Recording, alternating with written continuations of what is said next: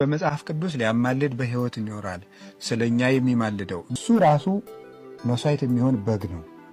እሱ ራሱ የራሱን መስዋዕትነት የሚያቀርብ ሊቀ ካህናት ነው። እሱ ራሱ የራሱን መስዋዕትነት የሚቀበል ንጉሥ ነው። ንጉሥነቱን አባቴ በማለት ገለጠ። አባቴ ሲል የእግዚአብሔር ልጅ እግዚአብሔር ነው። እሱም እግዚአብሔርነቱን እየገለጠ ነው። ስለዚህ ራሱን መስዋዕት አድርጎ አቀረበ። ራሱ መስዋዕት ሆኖ ቀረበ። በራሱ መስዋዕትነት ከአባቱ ጋር ሆኖ ታረቀን፣ ይቅር አለን። ይቺ በዕለተ ዓርብ ያቀረባት ይቅር በላቸው የምትል ቃል ለአዳምና ለልጆቹ በሙሉ የቀረበች የማስታረቅ ቃል ናት። የይቅርታ ቃል ናት። የቤዛነት ቃል ናት። ይቺ ቃል ዓለም እስከሚጠፋ ድረስ የሰው ልጆችን ሁሉ ስታስታርቅ ትኖራለች። እሱ በሱ በኩል ወደ እግዚአብሔር የሚመጡትን ሁሉ ሊያድናቸው ይቻለዋል።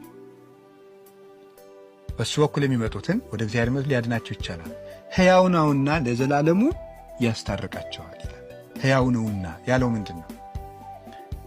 አንድ ጊዜ የተናገራት ቃሉ ለዘላለም ሕያው ናት። በዚያች ቃል ነው ዓለም ሲታረቅ የሚኖረው። ስለዚህ በመጽሐፍ ቅዱስ ሊያማልድ በሕይወት ይኖራል፣ ስለኛ የሚማልደው የሚሉ ግሶች ሁሉ የተነገሩት አንድ ጊዜ በተናገረባት ቃል ዓለም ሁሉ ከአባቱ ከወልድ ከመንፈስ ቅዱስ ጋር ሲታረቅ የሚኖረው በዚያ ነው።